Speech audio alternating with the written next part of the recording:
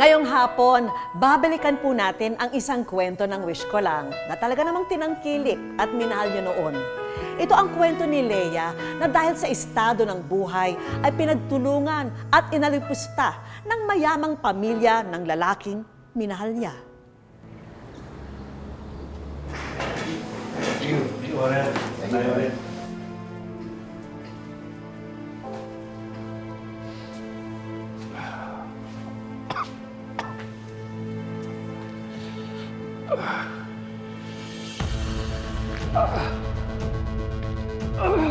Sir, okay lang po kayo? Sir! Yung gamot ko. Ito po. Ito po.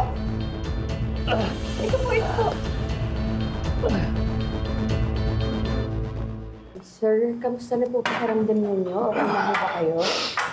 Medyo okay na. Salamat sa'yo, ha? Walang anuman. Tanggapin mo to. Ay, naku, sir. Sige na, Hindi ko po tanggapin mo na, matatanggap tanggapin mo yan. na. Kung ako rin naman ho, sigurong nasa kalagayan na tutulungan niyo rin ako. Kulang pa nga ito eh. Tanda ng Ay, hindi ko po talaga matatanggap. Salamat po. Ayoko po. Hindi po. Sigurado ka. Opo. Sige, kung ayaw mo, di... Pwede ka bang may invite mag-dinner? Po? Dinner? Tandaan mo pa sa salamat ko sa'yo. Pwede naman ho. Gutom na rin po ako eh. Sige. Sige, hintayin kita.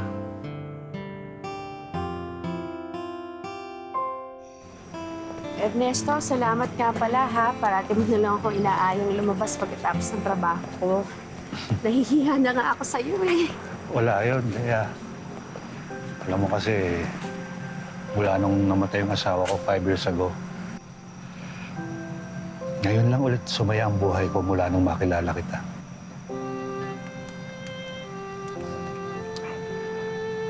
Total naman, matagal na tayong magkakilala. Gusto ko sabihin sa'yo na mahal kita.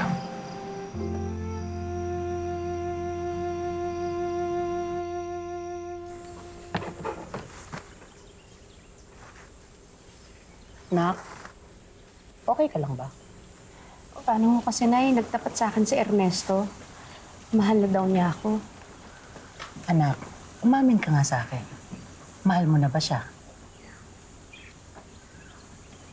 Mahal. O yun naman pala eh. Bakit ka nalulungkot? Hindi ba dapat masaya ka? Hindi naman ho kami para sa isa't isa. Payaman siya, mahirap lang tayo. Anak, walang pinipiling estado ang pag-ibig.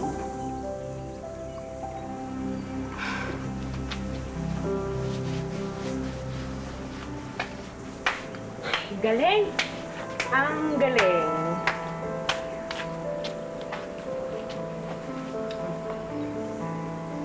Ano? Paling Roxanne, baka naman po pwedeng habaan niyo ng konti yung palugit niyo sa amin kasi wala pa po talaga kaming ibabayad ngayon. Hindi ko na problema yon. Kung wala kayong pambayad, pues lumayas kayo. At meron ang uupa dito, kaya lumayas na kayo! Bigyan niyo naman naman sa amin kahit ngayong araw lang. Parang awa niyo na ho. Talaga naman, no? Hindi ko kailangan na pagmamakaawa. Kailangan ko pera! Ha? Pera! Wala po kami titira. Ano ba yung titiran? Ano pa kailangan? Kahit ngayong araw lang po. Ay, ako! Pakiusap pa kayo? Agad na pera, babayaran ka namin. Wala akong pakialam! Umalis lang kayo rito! Umalis lang kayo! Anong nangyayari dito? Eh, paano ito mag-inan to? Ayaw magbayad. Bakit? Magkano ba utang nila? Babayaran ko na. Ernesto, hindi mo kailangan gawin yan. Leia, ayokong nakikitang nahihirapan kayo ng ganito. Magkano? 10,000, bakit? Balik ko. 1,000 lang pala. Ayan. 30,000 yan, ha? Ayokong nakikita kitang nagmamalit ng ibang tao. Lalong-lalo na kila Leia. Pag binalikan mo sila, ididimanda na kita.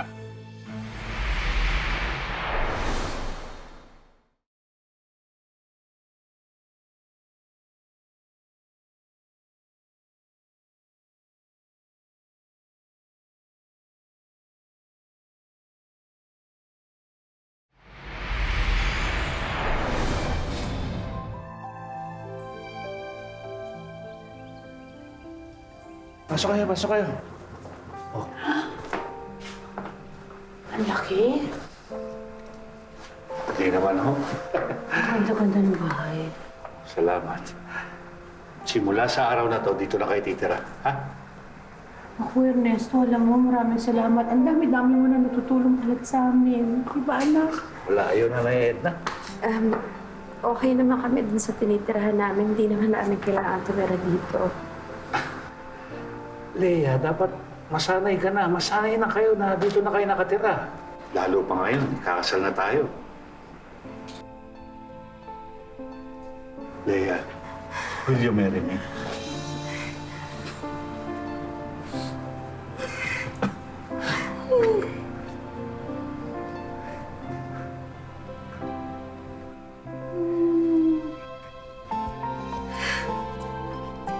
Congratulations.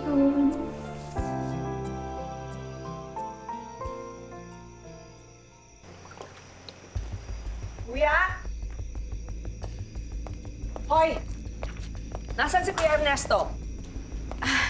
Kayo ho siguro yung kapatid ni Ernesto. Nice to meet you po. Oo, kami nga. Ako nga pala si Renato, siya naman si Bethany. Napakagandang katulong mo naman. Ano nga pala pangalan mo?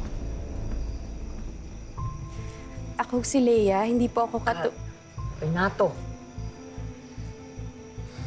huwag kang nakikipag-usap sa ambisyosang katulong na to. Tawagin ko na lang ho si Ernesto. Hindi! Tabi!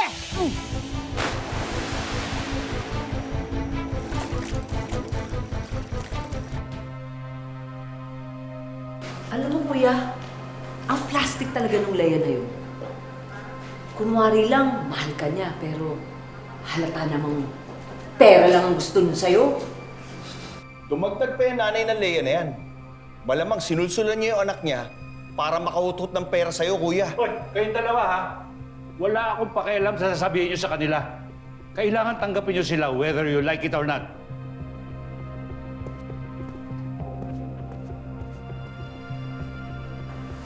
Ernesto, we have to do something. Dahil kapag nawala si Kuya, mahahati yung mana natin sa Leia na yan.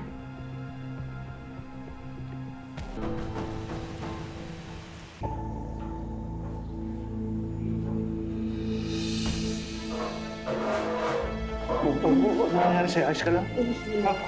Upuan. Kumuha ka ng tubig. Please.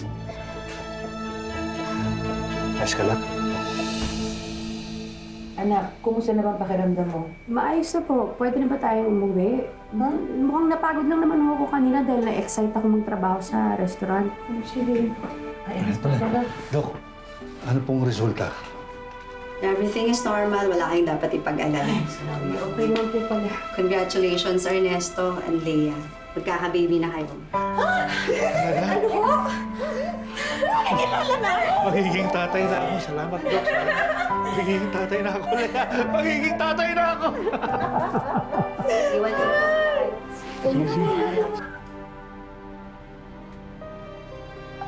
Let me guess. Sadyang nagpabuntis ang bruha para lalong mapaikot si Kuya. Paano na ngayon ang gagawin natin? Mas matindi na lalo ang kapit niyan kay Kuya. Huwag kang mag-alala. May naisip na akong plano.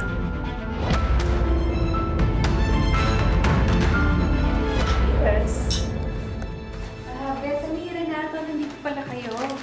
May dala akong luto ni Nanay. Tikman nyo, masarap ito. Oh, thank you. Nag-abala ka pa.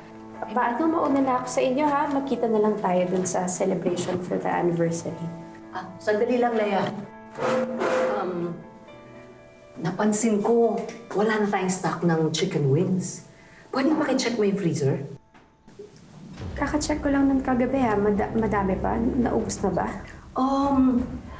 Marami tayong orders today. Pwede pakicheck?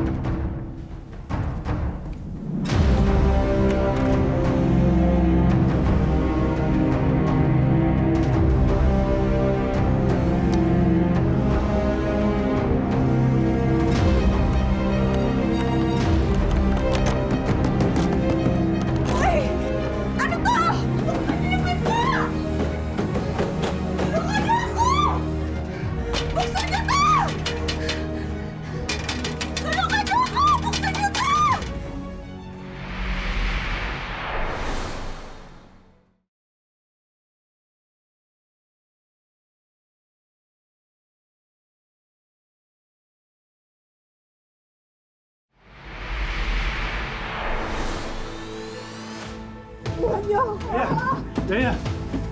Ernesto! Sandali.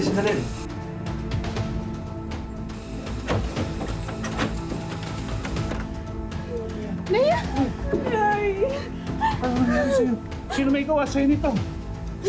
Yung mga kapatid mo, napakasalbahe nila. Pati anak natin dinadamay nila sa galit nila sa akin. Ako walang yan ng mga yan. Wala po yun. Nakakatigim sa akin yan. Hindi na. Hindi ko sila mapapatawad.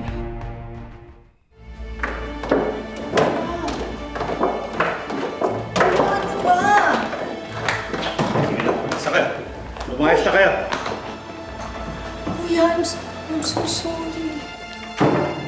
Lumayas na kayo sa pamamahay na to. Ayoko na makita yung pagmumukha niyo, pati sa restaurant. Kuya naman. Kuya, hindi mo pwedeng gawin sa amin to. At bakit hindi? At yung ginawa niyo kay Leia at sa magiging anak namin, dapat talaga itakwil na kayo bilang mga kapatid. Sige na, malis na kayo. Kuya! Kuya! Kuya!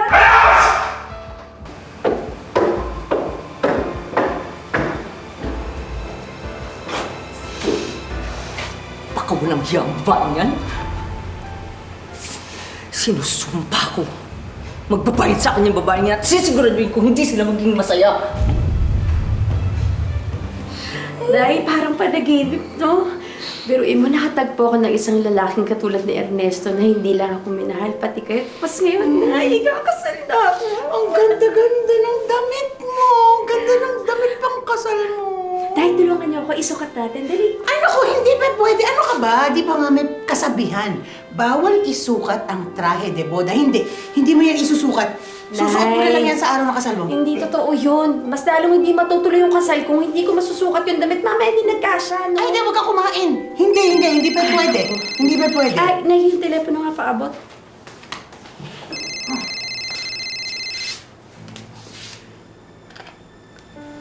Hello?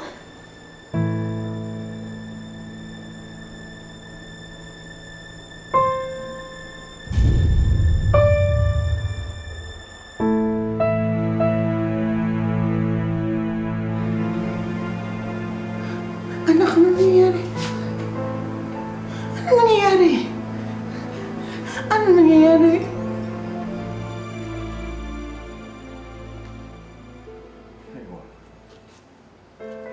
Anong ginagawa niyo dito? Ang kakapal din ng mga mukha ninyo, no? Ikaw! Ikaw ang dahilan kung bakit wala na ngayon si Kuya. Bethany, asawa ko si Ernesto.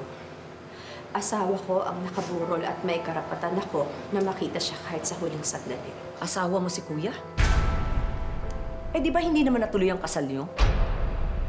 Wala kang katibayan na asawa mo siya. Di ba, attorney? Oo, hindi ka considered member of the family. Kung wala ka namang proof of legal ties, kagaya ng marriage certificate. O ano? Alam mo na. Pagpaligay nga nating hindi kami kinasal. Pero nagsama kami sa iisang bubong. May anak kami. Kahit pa paano may karapatan si Celine para man lang makapagpaalam sa tatay niya. Ginamit mo lang si Kuya para makaahon kayo sa hirap. Pwes, ngayong wala na si Kuya, sisiguraduhin namin wala kayong makukuha ni isang kusing. Alam nyo, mabuti pa umalis na kayo.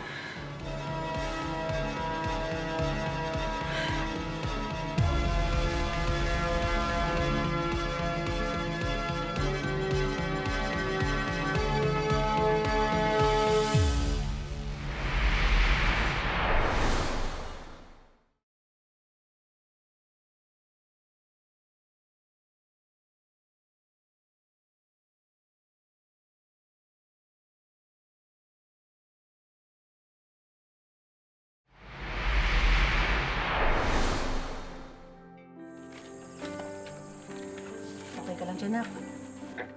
Nay? Nak! Nay, ako na po dyan.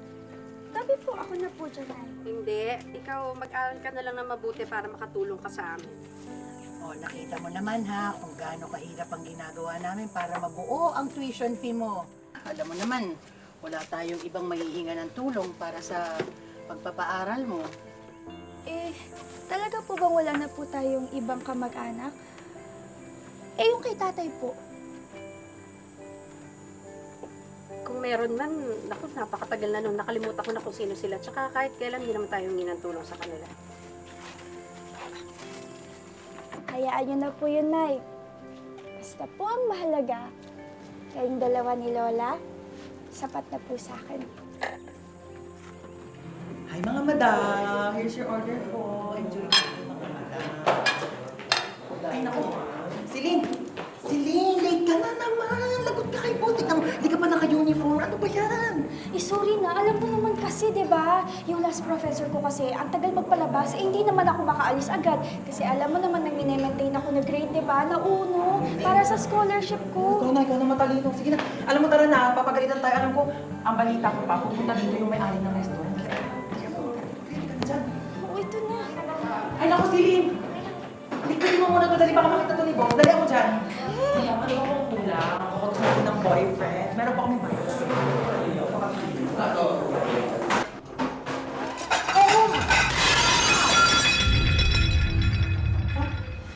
Sorry po. Pasensya na po talaga. Sorry, po. pasensya?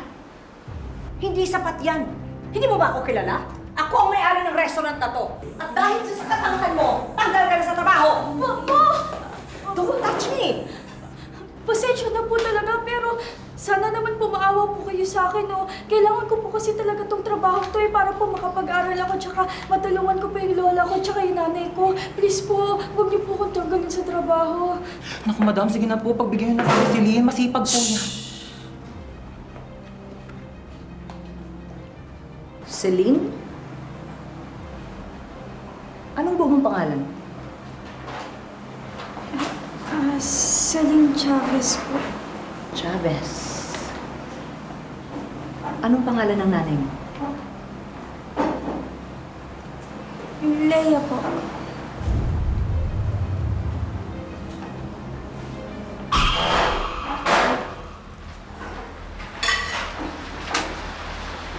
Celine, halika sandali.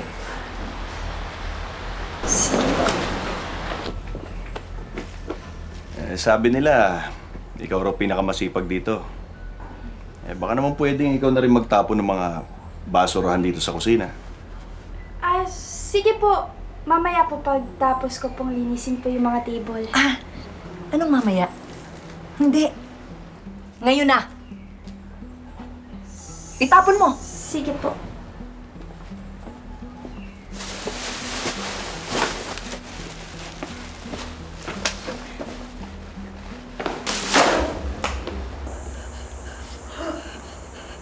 Oh my God! Anak! Ano? Nagkalat ka rin naman! Pasensya Ano pasensya? Ang tanga mo! Puro ka na lang pasensya! Saglit lang po, kukuha lang po akong dustpan. Hoy! Anong dustpan? Kamayin mo! Po. Kamayin mo!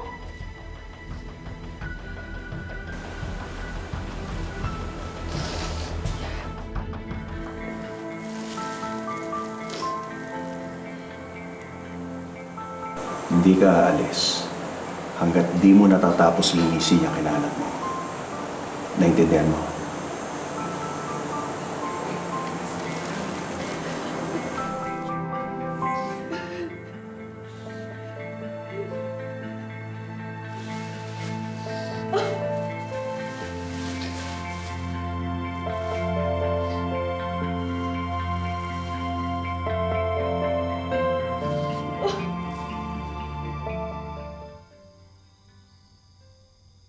Ano ba naman yan si Celine? Hindi sumasagot sa tawag tsaka sa text. Di ba kanina patapos ang klase noon? Nasaan na ba yung batang yun? Sabi niya kasi sa akin, may tatapusin sila nila Lena school project, kaya gagabihin siya. Ganun ba? Aling Leia! Aling Leia!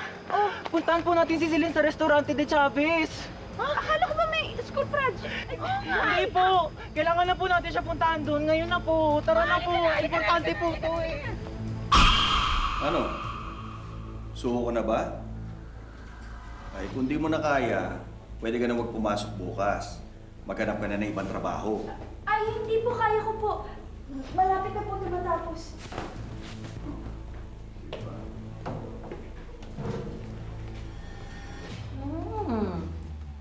Galing. Oh! Oh! Oh no! Kala? Nagkalat ulit ako. Ano pang hinihintay mo? Linisin mo. Ang bagal, linisin mo sabi! Ay, hindi mo ba narinig? Sige ka! Napakawalang niya ninyo. Di pa kayo nakontento sa pang-aaping ginagawa niyo sa akin nun? Ngayon, pati anak ni Ernesto na mismong kapatid ninyo, ginagawa niyo pa rin yan! Kapatid po nila si tatay? Wala akong pakialam sa mga sinasabi mo! Wala siyang karapatan sa pera ni Kuya! Talaga? O sige, pwes, magdemandahan tayo! O sige, magdimanda ka, magsama! Magkita tayo sa korte! Kain na, kain na! Magsama-sama pa kayo!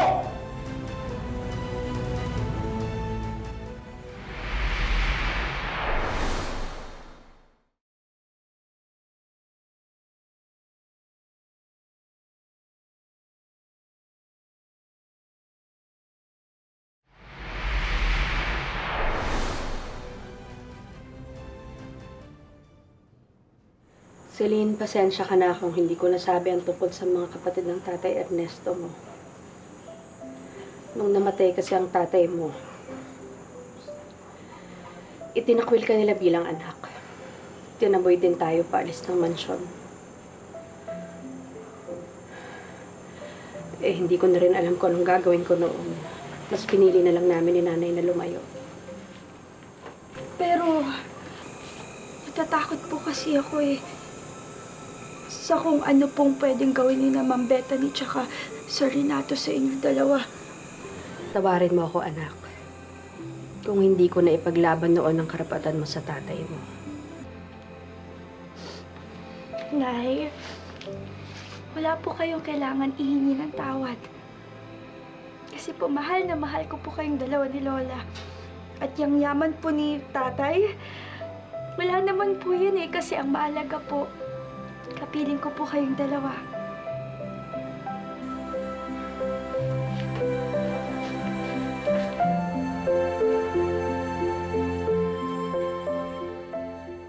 Tinanggalan nila ng karapatan yung anak ko sa bahay nila, sa mga ari-arian. Sisigawan ako, walang karapatan yung anak mo. Ang akin lang po naman, maibigay nilang nararapat para sa anak ko, yung karapatan lang po niya, hindi po para sa akin. Hindi man siya nagkaroon ng happy ending na parang sa pelikula, desidido ang single mom na si Leia na ibangon ang kanyang pamilya. Kaya naman agad kumilos ang aming team para tuparin ang mga wish niya. Hi, Leia! Welcome sa Wish Ko Lang! Leia, kamusta ka na? Kamusta ka? Tsaka yung anak mo? Nakakapag-survive naman po. Anak ko, ilalabang ko pa rin yung karapatan niya para sa anak ko. Ano mga dreams mo para sa anak mo ngayon? Timso po sa anak ko, makatapos po ng pag-aaral, yun po. Kaya magandang kinabukasan ng anak ko. Alam mo, para malaman mo rin siguro yung mga rights mo, yung mga rights ng anak mo, meron kaming ipapakilala sa iyo mga abogado para at least makapag-consult ka. Dahil yung anak mo ay acknowledged, ibig sabihin malinaw na may karapatan yung bata dahil nakapirma yung tatay doon sa birth certificate ng bata na bilang pagkilala na anak niya ito, kahit illegitimate or non-marital, malinaw na may karapatan yung bata sa mamanahin. Okay? Pagkatapos ng consultation kay attorney, sinamahan ng aming team si Leia sa PAO o Public Attorney's Office para tulungan siyang ilaban ang kanyang karapatan. Pero bukod sa legal assistance, marami pa tayong iniredy na sorpresa para baguhin ang buhay ni Leia. Siyempre, meron din tayong mga gamit na pwede mong isabay para pangbagay pa sa kape. Pag magpatayo ka na ng sarili mong coffee stand doon sa lugar ninyo. Di ba, familiar ka naman sa food and beverage kasi nakapagtrabaho ka na rin dati doon. So ito, para lang madagdagan yung skills mo. At para naman sa anak ni Leia, sagot na rin natin ang educational assistance para sa kanya. Mga kapuso, lagi po nating tatandaan, hanggang hindi tayo napapagod humiling at maniwala, hindi tayo mapapagod lumaban sa buhay. Para sa iba pang mga kwentong itinampok ng Wish Ko Lang, i-follow lang ang Facebook page ng Wish Ko Lang at GMA Public Affairs.